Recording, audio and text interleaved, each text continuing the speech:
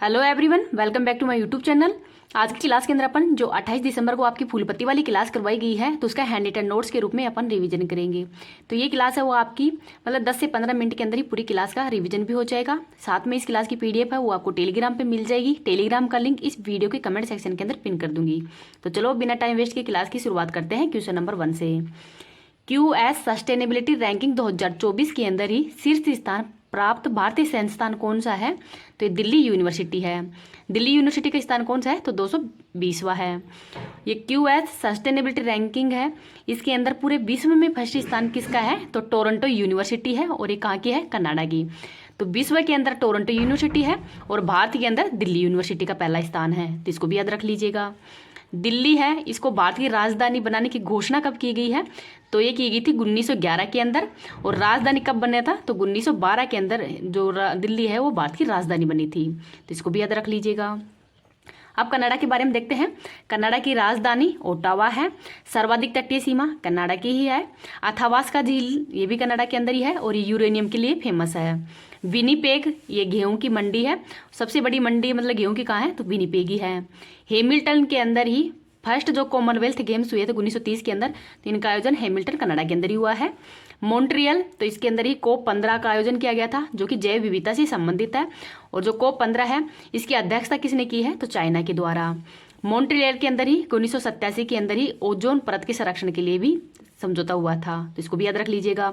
Ozone दिवस कब मनाया जाता है? तो ये आपको कमेंट सेक्शन के अंदर ही बताना है। आगे देखते हैं ललन टॉप क्वेश्चन। जो महत्वपूर्ण इंडेक्स के अंदर भारत की रैंक क्या है उनको देखते हैं।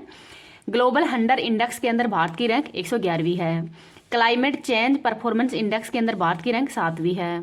वैश्विक शांति सूचकांक के अंदर भारत की रैंक 126वीं है। और वैश्विक खुशहाली सूचकांक के अंदर भी भारत की रैंक 126वीं है। प्रेस फ्रीडम इंडेक्स में भारत की रैंक 161वीं है। लॉजिस्टिक परफॉर्मेंस इंडेक्स में भारत की रैंक 38वीं है और ये जारी करता है विश्व बैंक के द्वारा ही ये जारी किया जाता है, तो इसको भी याद रख लीजिएगा। नेक्स्ट देखते हैं question number 2। ICC global cricket partner कौन बना है? तो ये बना है कोको कोला। तो कोको कोला है ये 2019 से 23 तक भी यही पार्टनर था और अब 2031 तक भी यही पार्टनर रहेगा, तो इसको याद रख लीजिएगा। अब देखते हैं कि आईसीसी क्या है। तो इंटरनेशनल क्रिकेट काउंसिलिंग है, ये इसकी फुल फॉर्म है। हेडक्वार्टर दुबई यूएई के अंदर है। वर्तमान में हेड ग्रेग बर्कले है। आईसीसी वर्ल्ड कप 2023 का विजेता कौन बना है हाल ही के अंदर? तो ऑस्ट्रेलिया बना है और ये ऑस्ट्रेलिया है 6 बार इसका विजेता रह चुका है। किसको हराकर बना है? तो भारत को हराकर ही बना है और इसका होस्ट भी इस बार भारत ही था। ठंडक अभियान है तो ये स्पाराइडर है, इसके द्वारा शुरू किया गया था। आईसीसी वर्ल्ड कप है, इसके ब्रांड एम्बेसडर कौन है? शाहरुख खान है। वैश्विक राजदूत सचिन तेंदुलकर हैं, तो इनका नाम भी याद रख लीजिएगा। आगे देखते हैं ललन टॉप क्वेश्चन। 37वें राष्ट्रीय खेल के अंदर ही भारत का ऑफिशियल स्पॉन्सर कौन है? तो पेटीएम है। और ये 37वें राष्ट्रीय खेल है, इनका आयोजन कहाँ पे किया गया है? तो गोवा के अंदर किया गया था। और जो 38वें राष्ट्रीय खेल है इनका आयोजन कहाँ पे किया जाएगा? तो उत्तराखंड के अंदर। आगे है 19वें एशियन गेम्स के अंदर ही भारत का ऑफिशियल स्पॉन्सर कौन है? तो ये अमूल था। और ये 19वें एशियन गेम्स है, इनका आयोजन कहाँ पे किया गया है? तो चाइना के होंगजाओ के अंदर इसका आयोजन किया गया था। और इसमें जो पैरा गेम्स है वो कौन से नंबर के? तो पैरा एशियन गेम्स है वो 4th नंबर के थे और इनका आयोजन भी चाइना के अंदर ही किया गया है। आगे देखते हैं मोटो जीपी रेस के अंदर ही भारत का ऑफिशियल स्पॉन्सर कौन है? तो इंडियन ऑयल है। और ये मोटो जीपी रेस है, इसका आयोजन उत्तर प्रदेश के नोएडा में किया गया है और विजेता है मार्को बेचेंजी और ये कहाँ के रहने वाले हैं? तो इटली के रहने वाले हैं। आगे देखते हैं क्वेश्चन नंबर 3। देश में रूफटॉप सौर क्षमता वाला अग्रणी राज्य कौन सा है? तो ये गुजरात है। गुजरात के अंदर 30% जो सौर ऊर्जा है उसकी क्षमता है और 3.2 मेगावाट की इसकी क्षमता है और 30% जो ऊर्जा है ये गुजरात से ही प्राप्त होती है। सेकंड स्थान पर महाराष्ट्र है, थर्ड स्थान पर राजस्थान है। पूरे भारत का तो पूरा भारत है वो 10.4 गीगावाट की क्षमता है। आगे देखते हैं कच्छ का तट है, ये कच्छ के तट पर ही जो कांडला पोर्ट है और वर्तमान में कांडला पोर्ट है इसका नया नाम क्या कर दिया गया है? तो दीनदयाल पोर्ट है वो कर दिया गया है। काठियावाड़ तट गुजरात के अंदर ही है। काकरा पार ये भी गुजरात में ही है। काकरा पार के अंदर कौन कौन सी नदियां गिरती हैं? ये उत्तर से दक्षिण के क्रम में, तो साबरमती, माही, नर्मदा और ताप्ती है। आगे देखते हैं ललन टॉप क्वेश्चन। भारत का पहला 24x7 सौर ऊर्जा संचालित गांव कौन सा है? तो मोढेरा गांव है गुजरात के अंदर। UNWTO के अनुसार ही सर्वश्रेष्ठ पर्यटन गांव कौन सा है? तो धोरेडा गांव है कच्छ के अंदर। धोलावीरा तो ये गुजरात के अंदर ही है। हड़प्पा सभ्यता का स्थल है और ये 40वें विश्व धरोहर स्थल के अंदर भी इसको शामिल किया गया है। लोथल ये भी गुजरात के अंदर ही है। आगे देखते हैं क्वेश्चन नंबर 4। देश में ब्लैक टाइगर की सर्वाधिक संख्या है, ये कहाँ पे दर्ज की गई है? तो सिमलीपाल टाइगर रिजर्व उड़ीसा के अंदर ये दर्ज की गई है। यहाँ पर 8 जो ब्लैक टाइगर हैं वो देखे गए हैं। इनका नाम है melanistic tiger. Kanha tiger reserve कहाँ है? तो मध्य प्रदेश में है। दुधवा टाइगर रिजर्व उत्तर प्रदेश में है। रणथंभौर रामगढ़ विषधारी टाइगर रिजर्व कहाँ पे है? तो ये राजस्थान के अंदर है। अब आगे देखते हैं महत्वपूर्ण टाइगर रिजर्व। टाइगर प्रोजेक्ट है, ये कब शुरू किया गया था? तो 1973 के अंदर ही शुरू किया गया था। पहला tiger reserve Jim Corbett tiger reserve है उत्तराखंड के अंदर, और वर्तमान में इसका नाम है वो रामगंगा टाइगर रिजर्व कर दिया गया है। 53वां tiger reserve Ranipur tiger reserve है उत्तर प्रदेश के अंदर। अंतर्राष्ट्रीय टाइगर दिवस कब मनाया जाता है? तो ये 29 जुलाई को मनाया जाता है। आगे देखते हैं नामदफा टाइगर रिजर्व अरुणाचल प्रदेश में। पाके ये भी अरुणाचल प्रदेश के अंदर ही है। नामेरी टाइगर रिजर्व असम में है।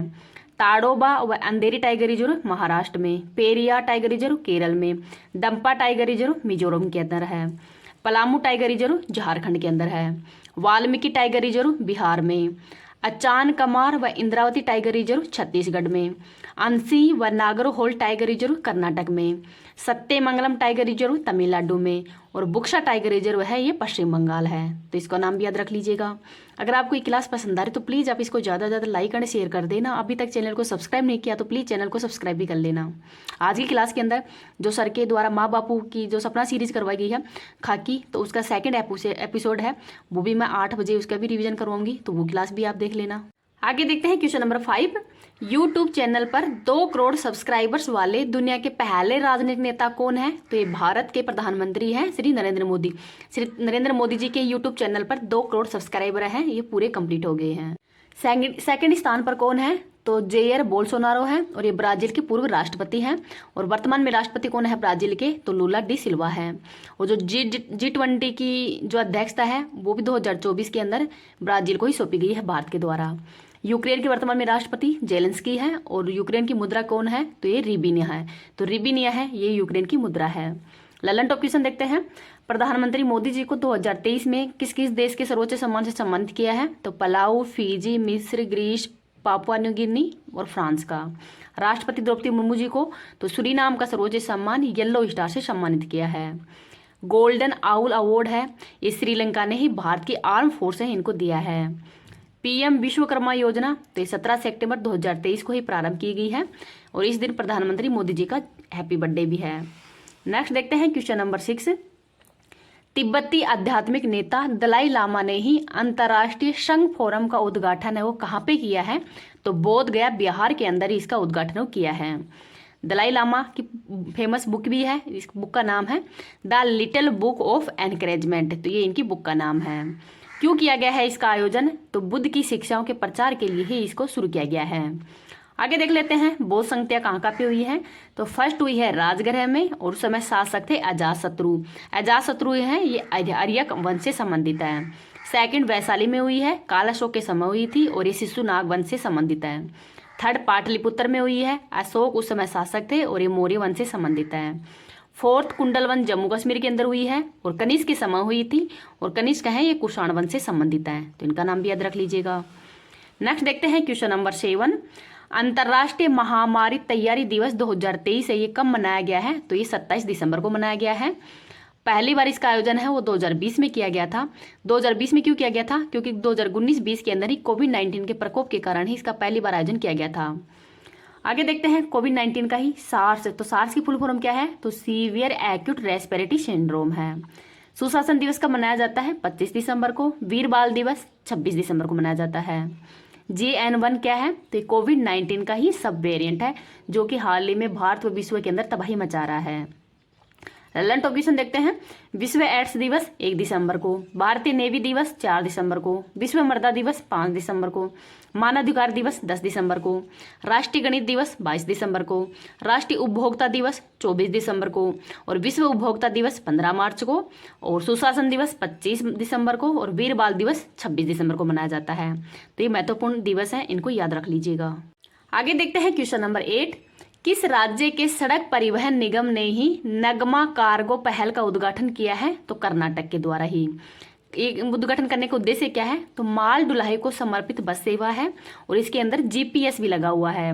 ये जीपीएस किसके द्वारा दिया गया है? तो यूएसए के द्वारा दिया गया। मतलब जीपीएस किसका सिस्टम है? तो यूएसए का है। भारत का नाविक है। बाइडू चाइना का है और ग्लोनास रूस का है। आगे देखते हैं। कर्नाटक की राजधानी बेंगलुरु है। सीएम सिद्धरमैया है और गारंटी बजट पेश करने वाला पहला राज्य भी कौन सा है? तो कर्नाटक ही है। 42वां विश्व धरोहर स्थल होयलेश्वर मंदिर है। एशिया की हेलीकॉप्टर निर्माण फैक्ट्री तुमकुर कर्नाटक में स्थापित की गई है। बाबा बुदान पहाड़ी कर्नाटक के अंदर ही है, कॉफी के लिए फेमस है। शरावती नदी तो ये कर्नाटक के अंदर ही है और जोग जलप्रपात भी है। कर्नाटक के अंदर नेशनल पार्क कौन कौन से हैं? तो नागरहोल, बन्नेरघट्टा। हम्पी तो विजयनगर साम्राज्य की राजधानी है।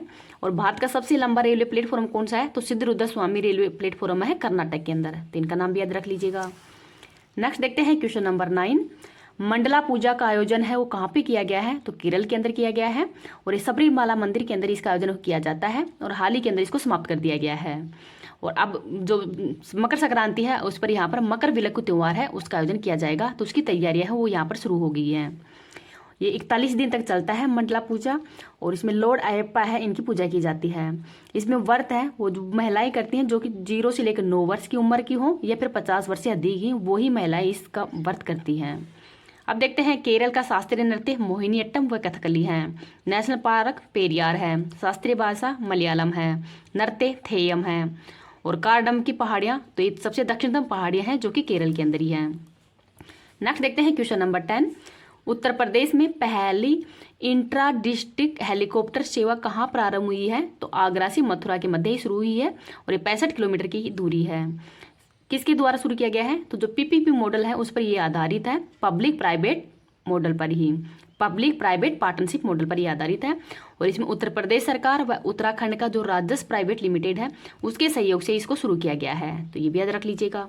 अब अपन जो कल की क्लास करवाई गई है सर के द्वारा उसका रिवीजन देख लेते हैं और प्लस में जो गायत्री मंत्र के अंदर आज नोबेल पुरस्कार करवाए गए हैं उनका भी रिवीजन देखते हैं। कल की क्लास का रिवीजन देखते हैं। फोर्स की सबसे अधिक भुगतान पाने वाली महिला एथलीटों की सूची 2023 में ही शामिल एकमात्र भारतीय एथलीट कौन है? तो इनका नाम है पीवी सिंधु। और विश्व की कौन सी है? तो इनका नाम है ईगा स्वीटेक। त्रिपुरा शहरी और पर्यटन विकास परियोजना के लिए ही $100 मिलियन का ऋण समझौता तो ये भारत और एडीबी बैंक के मध्य हुआ है। क्रूज मिसाइल तलैया व नासिर का संबंध ईरान से है। 5 लिथियम ब्लॉक के लिए समझौता भारत और अर्जेंटीना के मध्य हुआ है। मिशन इन्वेस्टिगेशन @75 दिन का संबंध किससे है? तो बिहार पुलिस से। बॉम्बे स्टॉक एक्सचेंज का नया चेयरमैन किसको बनाया है? तो प्रमोद अग्रवाल को। देश की पहली AICT कहाँ पे विकसित हुई है? तो लखनऊ उत्तर प्रदेश में। वीर बाल दिवस 26 दिसंबर को मनाया जाता है। 28वां सिंधी सम्मेलन का आयोजन दुबई के अंदर हुआ है। 100 फीट ऊंची मीनार कहाँ पे स्थापित की जाएगी? तो पंजाब के अमृतसर के अंदर इसको स्थापित किया जाएगा। आज के गायत्री मंत्र के अंदर नोबेल पुरस्कार 2023 देखते हैं। मेडिसिन का नोबेल पुरस्कार है, इसकी ट्रिक है भूखा काका मेरी विष की दवाई में मिला। तो कैटालिन कोरिगो जो कि हंगरी के रहने वाले हैं और विसमैन USA के रहने वाले हैं, तो इन दोनों को मेडिसिन का नोबेल पुरस्कार वो दिया गया है। भौतिकी का नोबेल पुरस्कार है तो पिएरे एगोस्टिनो फेरेंक्रास और NAL हुइलियर है, इनको दिया गया है। और इसकी ट्रिक है भांग पीकर फेरे लिए एनी ने प्रकाश से। रसायन विज्ञान का नोबेल पुरस्कार है वो एलेक्सी एकिमोव, मेंगी बोबंडे और लोइस ब्रुश को दिया गया है। ट्रिक है एलेक्सी 1 टन रचीली मैगी लाई, तो ट्रिक है वो भी याद रख लीजिएगा। साहित्य का नोबेल पुरस्कार है वो जॉन फासे को दिया गया है और ये नॉर्वे के रहने वाले हैं। ट्रिक है साहित्य में ना फंसे जान। शांति का नोबेल पुरस्कार है वो नरगिस मोहम्मदी को दिया गया है, ये ईरान की रहने वाली है और इसकी ट्रिक है नरगिस को ईरान में शांति चाहिए। अर्थशास्त्र का नोबेल पुरस्कार है वो क्लाउडिया गोल्डिन को दिया गया है, इसकी ट्रिक है अर्थ गोल है, तो इसको भी याद रख लीजिएगा। अब ये नोबेल पुरस्कार है इसकी शुरुआत 1901 के अंदर की गई थी, 5 क्षेत्रों के अंदर ही दिया जाता था, लेकिन 1969 से अर्थशास्त्र का नोबेल पुरस्कार भी दिया जाने लगा है। तो वर्तमान में 6 क्षेत्रों के अंदर ही नोबेल पुरस्कार हो दिया जाता है और ये प्रदान कब किया जाता है? तो 10 दिसंबर को ये प्रदान किया जाता है।